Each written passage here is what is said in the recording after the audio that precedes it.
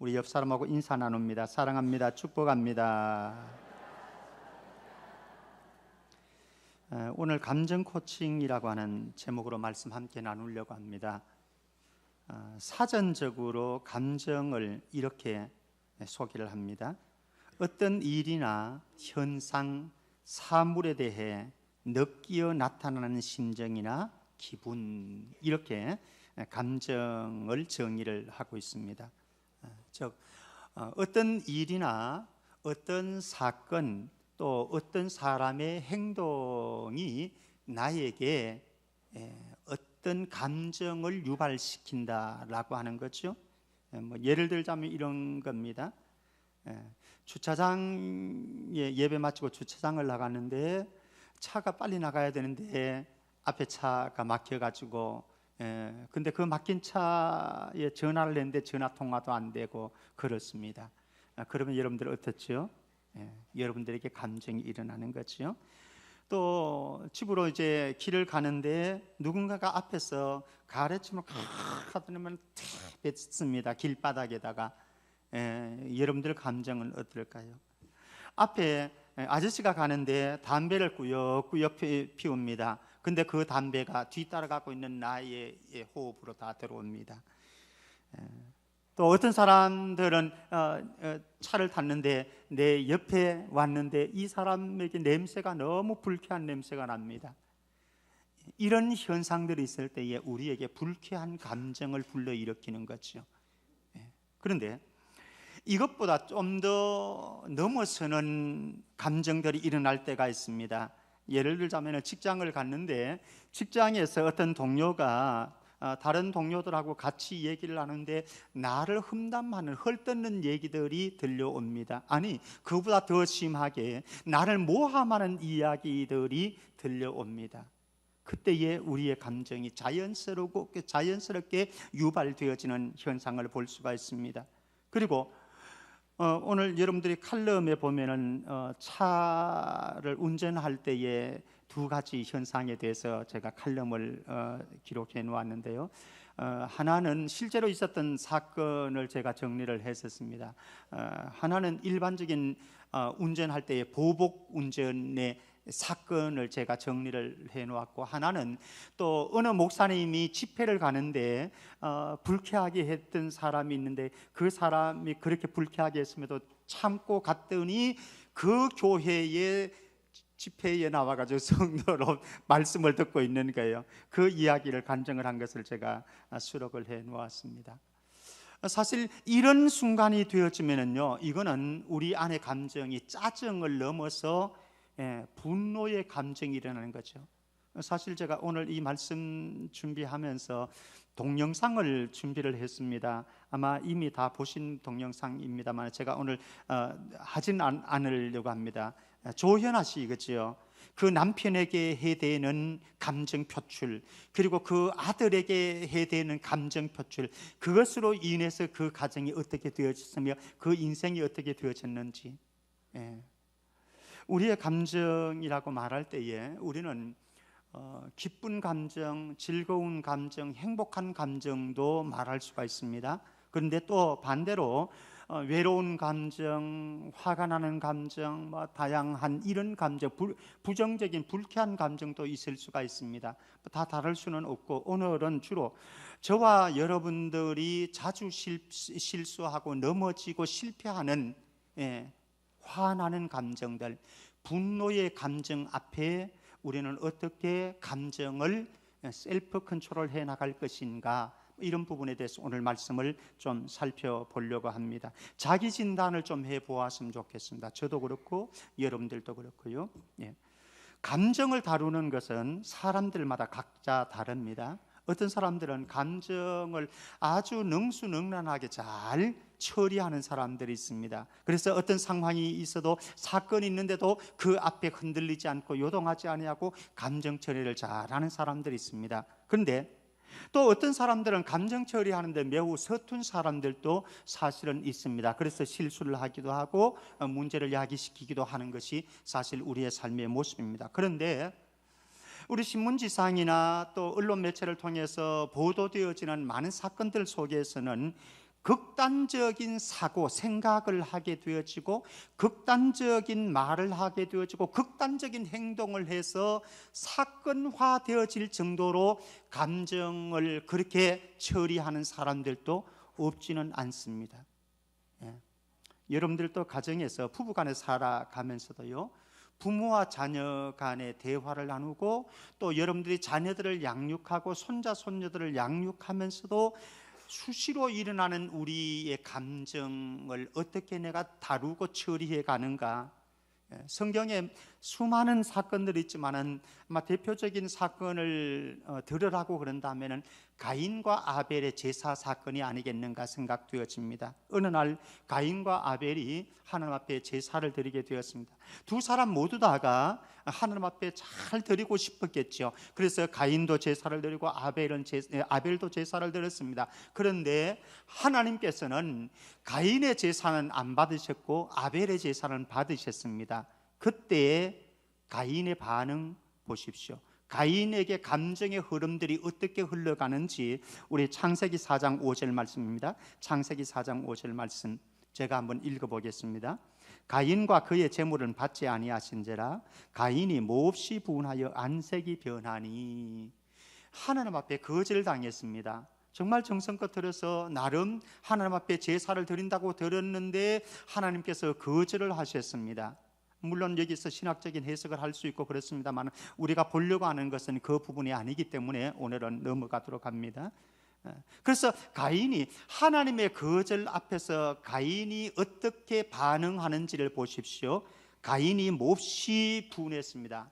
감정의 흐름들이 있습니다. 감정이 요동치고 있습니다. 감정이 몹시 분한 감정이 어떻게 표현되는지나 얼굴의 안색이 얼굴이 변하는 것으로 표현이 되어집니다.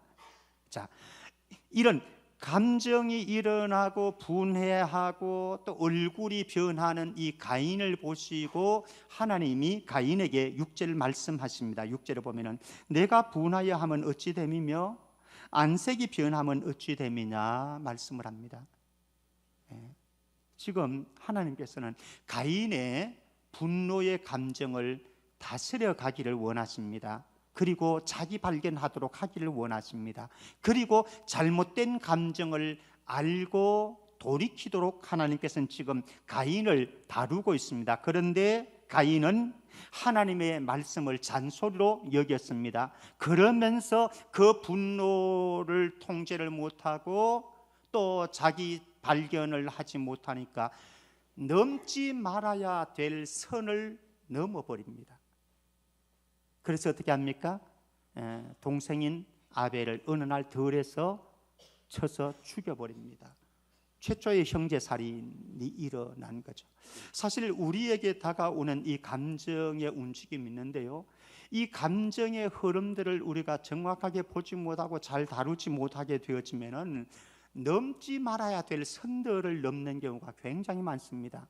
부부간에도 그럴 수도 있고요, 부모가 자녀를 양육한다고 하면서도 사실은 우리 안에 일어나는 이 화의 감정, 분노의 감정, 이런 것을 통제하지 못하게 되어지면은 사실 우리의 자녀들을 양육하고 교육하고 훈육한다고 하는 것을 통해 가지고 우리의 자녀들의 마음 밭을, 영혼의 밭을 다 쥐밟아 놓게 되어지는 현상이 일어나는 거죠.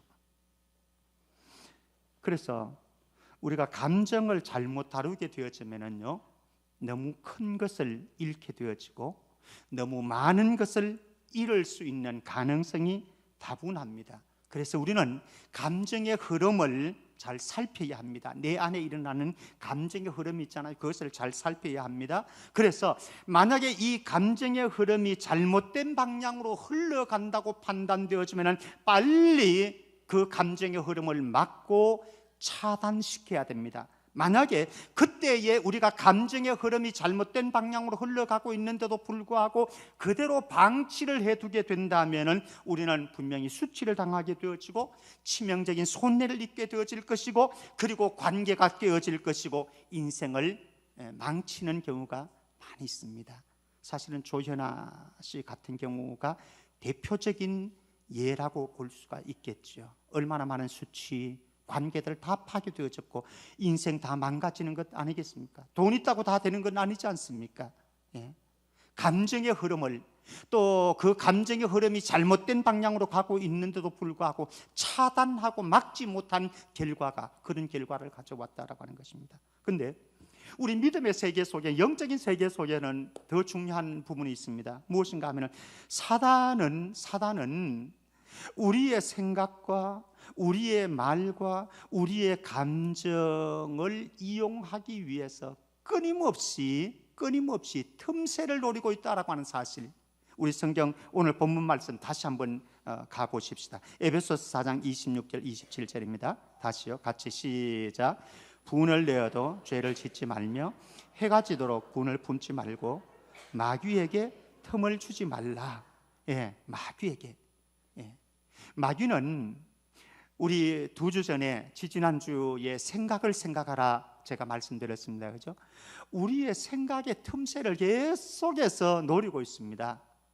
그래서 우리가 생각이 잘못되어질 때에 그것을 딱 잡고 우리의 삶을 무너뜨리는 거죠. 내 인생을, 영적인 경주를 무너뜨리게 되어지는 거죠. 뿐만 아니라 이 사탄은 우리가 말하는 말의 틈새를 계속해서 노리고 있습니다. 그래서 그 말의 한마디를 통해서 우리의 인생을 무너뜨리게 되어지는 거죠. 그리고 이 마귀라고 하는 것은 감정을, 오늘 마귀에게 틈을 주지 말라. 무엇을? 감정을. 마귀는 저와 여러분들의 감정을 이용해서 그의 놀이개감으로, 장난감으로, 그리고 우리의 인생을 망치어서 죄를 짓도록 만드는 것으로 우리를 안내하기 위해서 온갖 틈새를 지금도 보고 있다라고 하는 겁니다. 여러분들의 삶의 현장에 이것은 계속해서 일어나고 있습니다. 우리의 감정에 일어나는 그 감정의 흐름을 마귀는 탁 잡아냅니다. 그래서 잘못된 감정으로 흘러갈 때 마귀는 그때를 틈을 탁 잡아가지고 우리로 하여금 죄를 짓게 만드는 거죠. 죄를 짓게 되어지면 어떻게 되나요? 죄의 삭선 사망이다. 결국은 우리의 인생이 무너지는 거죠. 하나님으로부터 멀어지게 되어지고, 그리고 사람들과의 관계가 깨어지고 단절되어지는 현상으로 치닫게 되어진다라고 하는 겁니다. 사실 저와 여러분들이 삶을 살아가면서 가만히 보면요, 주변 사람들을 통제하는 것은 쉽지 않습니다. 예를 들어서 여러분들의 직장에서 어떤 동료가 여러분들을 자꾸 험담을 합니다. 여러분들은 어떻게 하겠습니까? 아이, 그만해라. 그만 안 두지요. 그만 안 하지요. 그 정도 하면 아마 그 사람은 시작도 안 했을 겁니다. 그 정도 배짱이 있으니까 시작했지 않겠습니까? 그럼 어떻게 하겠습니까? 그 사람 멱살 잡겠습니까? 아니면 여러분들을 더 그 사람보다 더 많이 험담하고 돌아다니겠습니까? 그렇게 할 수는 없죠. 그러니까 우리가 사람을 통제하는 건 쉽지 않습니다. 다른 사람을 통제하는 건 쉽지 않습니다. 그리고 우리에게 일어나는 사건들, 상황들, 환경들을 통제하는 것은 결코 쉽지 않습니다. 그런데 우리가 할 수 있는 것은 있습니다. 무엇입니까? 우리 안에 일어나는 감정들은 내가 통제할 수 있고 다스릴 수 있는 거죠.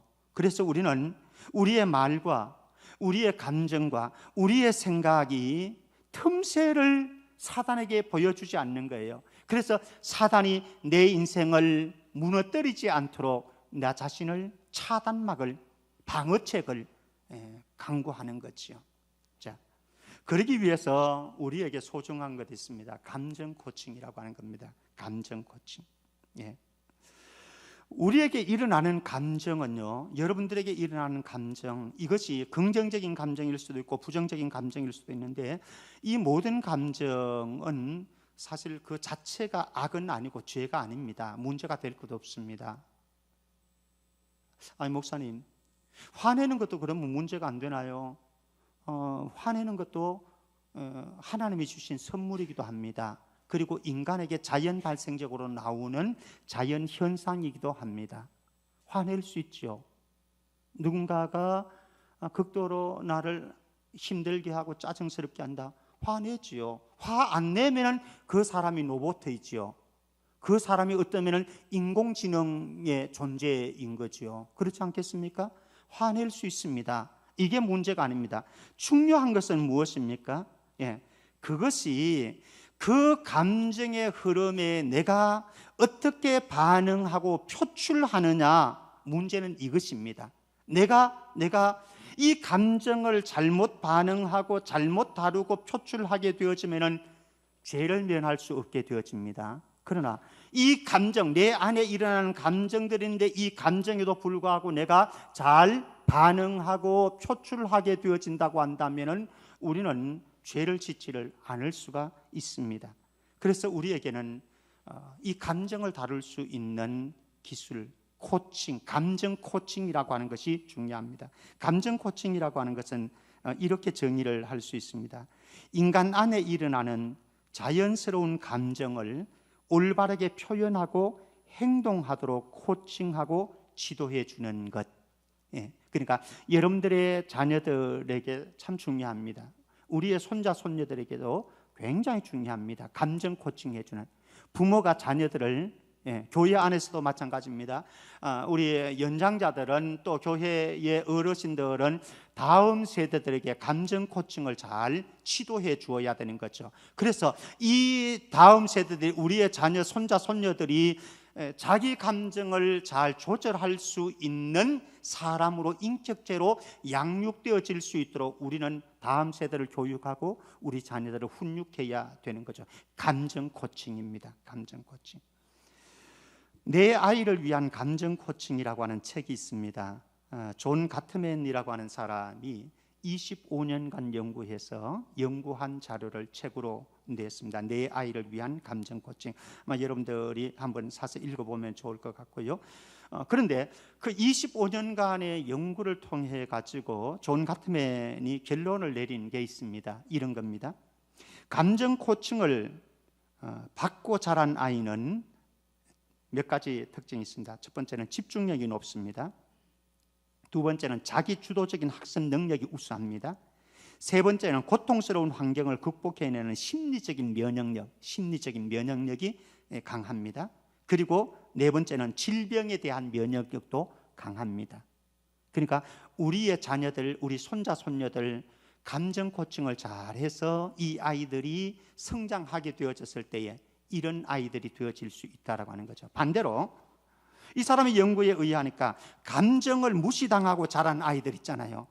이거는 우리가 깊이 생각해 봐야 됩니다. 많은 부모들이, 어쩌면 저도 그렇게 했을 수 있습니다. 여러분들도 그 당사자 장본인일 수 있습니다. 감정을 무시하고 자란 아이들이 있습니다. 그런 아이들에게 나타난 특징은 자존감이 낮습니다.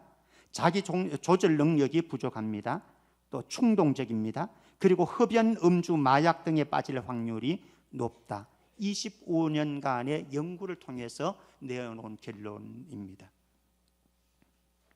그래서 영아기부터, 어린 우리 영아부 있죠. 영아기부터 우리의 다음 세대들이, 자녀들이, 손자 손녀들이 잘 감정 코칭을 받아가지고 자존감과 감정 조절 능력이 제대로 형성된 아이들은 살아가면서 다른 사람을 존중할 줄 알고 다른 사람에게 공감하는 능력이 배양되어지더라. 그래서 그의 인생을 성공적으로 행복하게 살더라 라고 하는 결론을 맺었습니다. 의미 있는 것 아니겠습니까? 우리의 자녀들을 양육하는데 한 번쯤 점검해 봐야 될 부분 아닙니까? 사랑하지요. 다 우리의 자녀들을 사랑하지요. 그런데 사실은 많은 부모들이 우리의 자녀들, 손자, 손녀들 감정 무시합니다. 그들의 감정을 코칭 제대로 하지 못해서 우리의 자녀들의 마음과 영혼의 밭을 짓밟아 버리는 경우 너무나 허다합니다. 자,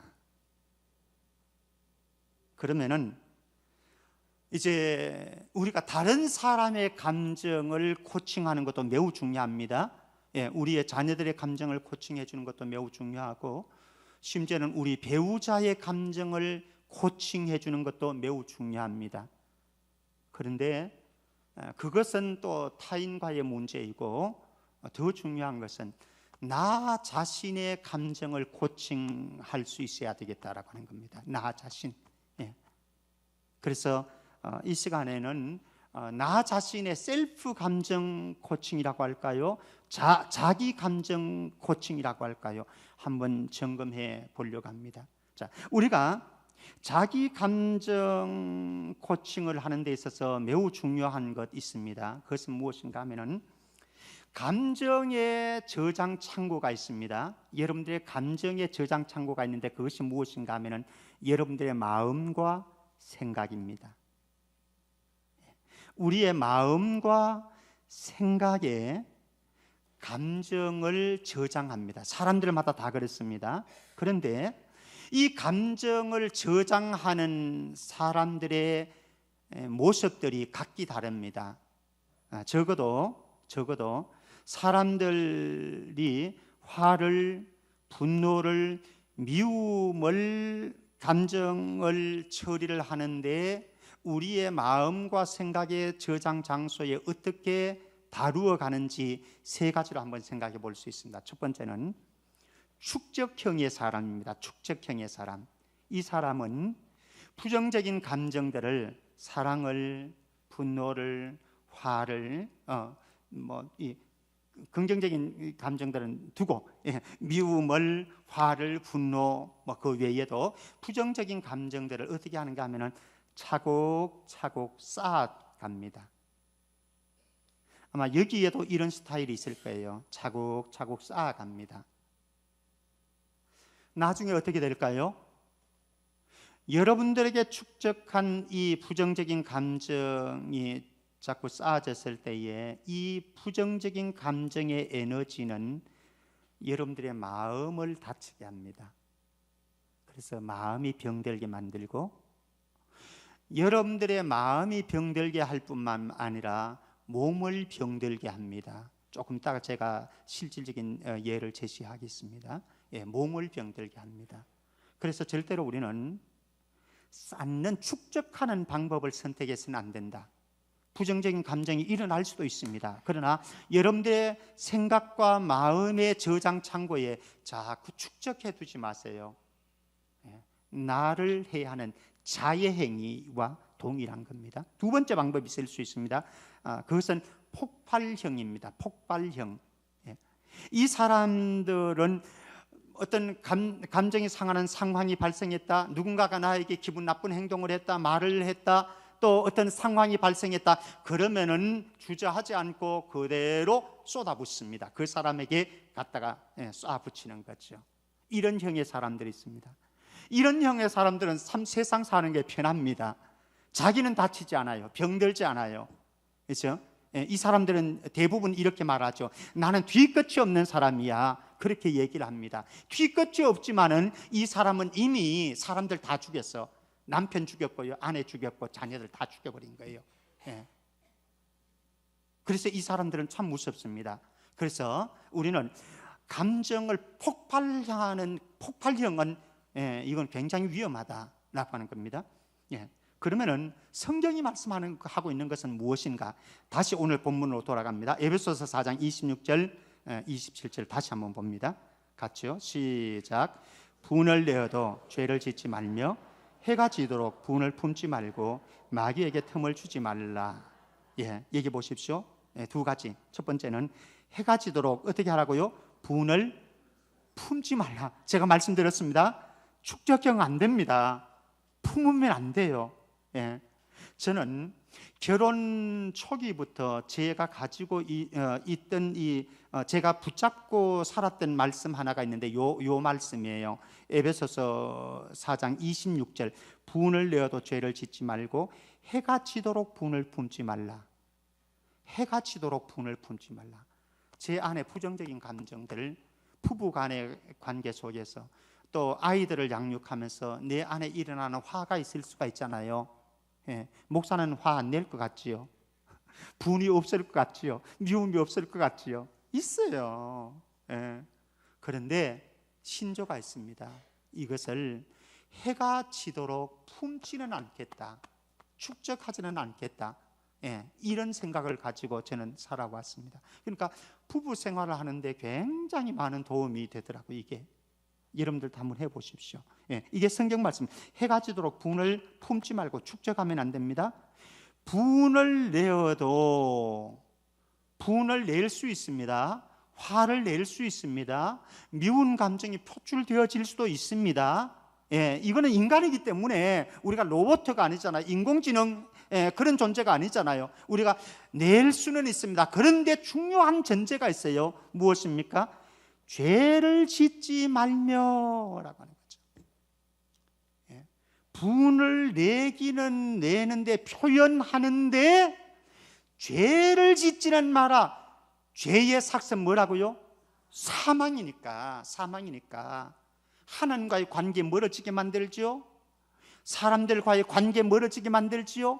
내 마음과 영혼의 밭을 다 짓밟아 놓죠. 이게 죄의 정체이거든. 그러니까 우리가 죄까지 나가면은 그 다음에 이제 문제가 되어지는 거예요. 그러니까 죄까지 나가지 않은, 분을 표출을 하는데 죄를 짓지 않는 것, 그것을 저는 조절된 분노 표현형이라고 표현합니다. 조절된 분노 표현형. 예. 우리의 미운 감정이 나올 수는 있습니다. 예, 서운한 마음을 아내에게, 남편에게 할 수 있습니다. 자녀들에게 우리의 서운한, 속상한 감정을 얘기할 수는 있습니다. 그러나 아내에게 얘기하는데, 자녀에게 얘기하는데, 다른 직장 동료들에게 얘기를 하는데, 표현은 하는데, 이것이 죄가 되지 않도록 조절된 표현을 하라라고 하는 겁니다. 굉장히 중요한 부분입니다. 특별히 우리의 다음 세대를 양육하는데, 훈육하는 데는요 정말로 중요합니다. 자, 그래서 우리에게는 적절하게 죄를 짓지 않는 범주에서 우리의 감정을 표현하는 기술이 필요한데,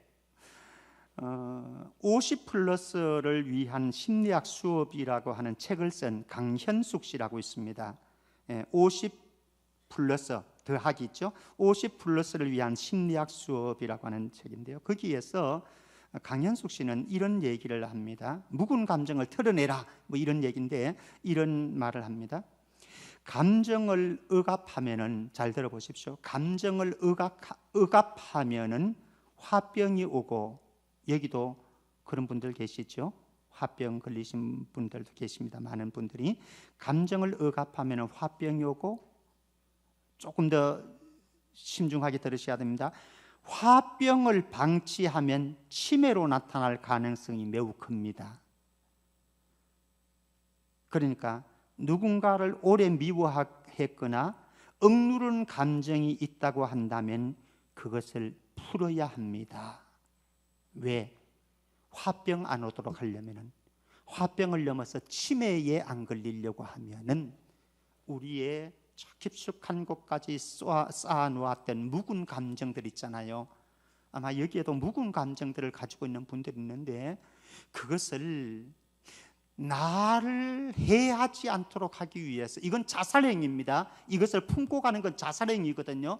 그러니까 나를 해하지 않도록 풀어내야 된다라고 하는 거죠.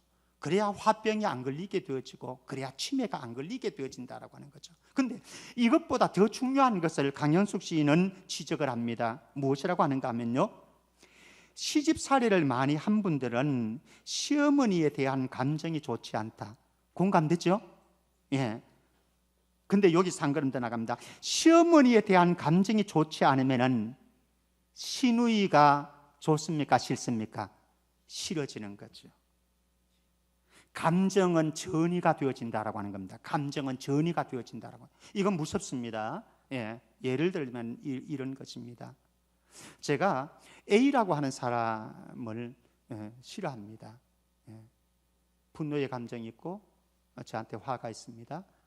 이 사람이 미워요.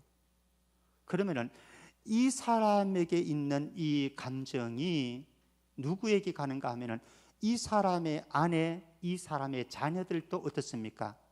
싫어져요. 저만 그런가요?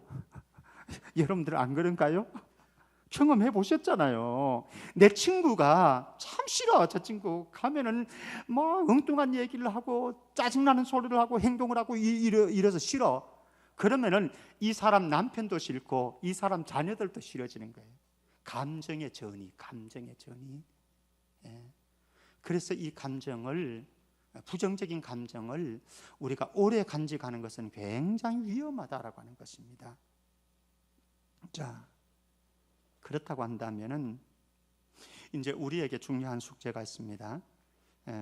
어떻게 하면 셀프 감정 코칭을 할 것인가, 자기 감정을 코칭할 것인가, 즉 분노와 자기 감정 조절하는 비결은 무엇일까? 많은 부분들을, 사실 오늘 제가 준비한 것보다 훨씬 더 많은 요소들이 있는데 몇 가지만 좀 간단하게 요약해 보도록 하겠습니다. 첫 번째는 새로운 피조물로 마음의 토양을 기경해야 한다라고 하는 겁니다. 에베소서 4장 22절 24절입니다. 우리 같이 읽습니다. 에베소서 4장 22절 24절 같이요. 시작. 너희는 유혹의 욕심을 따라 썩어져가는 구습을 따르는 옛 사람을 벗어버리고 오직 너희의 심령이 새롭게 되어 하나님을 따라 의와 진리의 거룩함으로 지으심을 받은 새 사람을 입어라. 아주 중요한 요소입니다. 심령으로 새롭게 되어 성령으로 거듭나야 됩니다. 거듭난 마음의 토양에는요, 하나님의 마음이 심겨집니다. 주님의 마음이 들어가기 시작합니다. 온유하고 겸손한 마음으로 바뀌어집니다. 긍휼히 여기는 마음들이 일어납니다. 그리고 사랑의 마음이 싹트게 되어집니다. 그러니까 부정적인 감정들이 도망할 수밖에 없지요. 그래서 우리에게 정말로 중요한 것은, 가장 기초적인 원초적인 것은 무엇인가 하면 거듭난, 성령으로 거듭난 마음의 토양을 가져야 된다. 그런데 우리가 성령으로 기경된 거듭난 마음에도요, 살다 보면은 엉겅퀴가 나오고 잡초가 나오기 마련입니다. 그래서 우리는 끊임없이 예수 그리스도의 마음을 묵상하고 닮아가야 됩니다. 그리고 엉겅퀴와 잡초가 자라지 아니하도록 우리의 마음과 영혼을 청소해야 됩니다. 십자가의 보혈로 씻어 버려야 됩니다. 두 번째, 절제 훈련을 해야 됩니다. 절제 훈련. 초대교회에 감독을 세울 때에 디모데전서 3장 2절에서는 절제하는 자를 세우라 이렇게 말씀합니다. 집사를 세울 때도 마찬가지입니다. 디모데전서 3장 11절 말씀에 보면 절제하는 사람을 집사로 세우라 이렇게 말씀을 합니다. 절제하는 것, 절제하는 것. 예. 우리의 말을 절제하는 것, 우리의 행동을 절제하는 것, 우리의 열정도, 어떤 사람들은 열정이 너무 과도하니까 문제가 되어집니다. 열정도 절제해야 됩니다. 우리의 생각도 절제해야 됩니다. 우리의 감정도 절제되어져야 됩니다. 절제 훈련이 잘 되어졌을 때에 이 사람에게 부정적인 감정들이 그를 해하지를 못합니다. 특별히 순간을 잘 참아야 됩니다. 순간입니다. 순간을 잘 참아야 됩니다. 참을 일자 세심에는 뭐가 되죠? 살인도 면한다. 참으라 또 참으라. 부모님들 기억하십시오. 우리의 자녀들에게 참으십시오. 또 참으십시오. 우리 공동체 생활할 때에 참으십시오. 또 참으십시오. 그러면은 우리의 감정을 사탄의 놀잇감으로, 사탄의 도구로 주지 않습니다. 세 번째입니다. 생각을 다스려라 라고 하는 겁니다. 사실 이거는 지지난주에 생각을 뭐하라? 생각하라. 말씀 생각납니까? 생각을 생각하라 라고 하는 부분에서 제가 말씀드렸습니다. 사실은 어떤 일이나 어떤 상황이나 어떤 사람이나 이게 중요한 게 아닙니다. 그 일을, 그 상황을, 그 사건을 내가 어떻게 생각하고 해석하느냐가 진짜 중요한 거지요. 이미 말씀드린 부분이니까. 그런데 여기서 하나만 더 생각을 하십시다. 입장 바꿔 생각하기를 하십시오. 입장 바꿔 생각을 하기. 사람은요, 어떤 행동을 했을 때에, 어떤 말을 했을 때, 어떤 것을 선택했을 때에 반드시 그렇게 말하고 행동하고 선택한 이면에는 이유가 있습니까? 없습니까? 나름대로 이유가 있다고요. 그런데 그 사람의 입장을 생각을 한 번 더 고려해 보면, 내가 그 사람의 생각을 해보고 내가 그 사람의 입장이 되어서 한 번 다시 생각해 보면은 아무것도 아니라 이게 우스운 일이라. 그런데 내 입장에서 다 생각해 버리고 판단해 버리고, 그리고 이 사람을 우리는, 그러니까 우리 안에 오해가 일어날 수가 있습니다. 그래서 우리가 우리의 감정을 잘 처리하는 부분에서 생각을 다스리는 데 있어서 아주 중요한 것은 순간을 잘 입장을 바꿔보는 것. 상대방의 입장에서 한번 생각해 보고 상대방의 입장이 되어보는 것, 굉장히 중요합니다. 네 번째는 성령의 소욕을 따라 살아가라라고 하는 겁니다. 갈라디아서 5장 22절 23절입니다. 갈라디아서 5장 22절 23절 같이 읽습니다. 시작. 오직 성령의 열매는 사랑과 희락과 화평과 오래 참음과 자비와 양성과 충성과 온유와 절제니 이 같은 것을 금지할 법이 없느니라. 성령 충만한 사람, 성령의 인도하심을 따르는 사람, 성령의 소욕에 충실한 사람, 그런 사람은요 부정적인 감정들이 몰려올 때에 참을 줄 압니다. 성령의 열매는 오래 참음과 절제니, 오래 참음과 절제니. 그래서 부정적인 감정의 희생 제물이 되지를 않습니다. 여러분들은 어떻게 살아가시는지. 그리고 다섯 번째는 자장례식을 치러야 된다. 자장례식입니다. 남편 죽여가지고 장례식 치르려고 하지 말고 자기 자녀 죽여가지고 장례 치르는 게 아니라 자를 장례를 치는 겁니다. 제자는 어떤 사람인가? 자기를 부인하고 예수님을 따르는 사람. 자기 부인입니다. 자기 부인을 하고 자기가 죽어지면은 부정적인 감정이 일어날 것도 없잖아요. 문제는 부정적인 감정에 휘말리게 되어지는 것, 내가 살아있기 때문에 그런 거예요. 근데 성경은 나는 날마다 죽노라, 바울의 고백합니다. 나는 날마다 죽노라, 날마다 자아를 포기하고 죽이는 거예요. 그리고 그리스도인은 갈라디아서 5장 24절 말씀 보면은 그리스도인은 육체와 정과 탐심을 십자가에 못 박은 자이다, 이렇게 말씀을 합니다. 우리의 정과 우리의 육체와 우리의 탐심과 우리의 욕망들, 이건 이미 다 십자가에 다 못 박혀 죽었다라고 하는 것이죠. 만약에 우리가 십자가에 못 박혀 죽지 않게 되어지면 어떤 현상이 발생하느냐? 갈라디아서 5장 20절에서는 분냄이 일어난다 말씀합니다. 분냄이 일어난다. 왜 분노하는가? 내 자아가 십자가에 못 박히지 않았어요.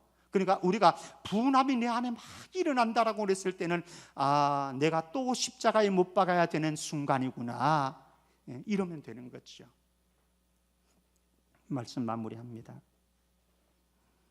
셀프 감정 코칭의 명수는 예수님이셨던 것 같아요. 가만히 묵상해 보았습니다. 예수님의 많은 부분들이 있지만 특별히 한 부분으로 포커스를 맞추어 간다면, 예수님이 십자가에 못 박히실 때 사람들이 예수님에게 몹쓸 짓을 다 골라서 했습니다. 몹쓸 짓이 있을 거라고는 다 골라서 했어요. 보십시오. 예수님을 비웃고 조롱하는 말을 서슴없이 했습니다.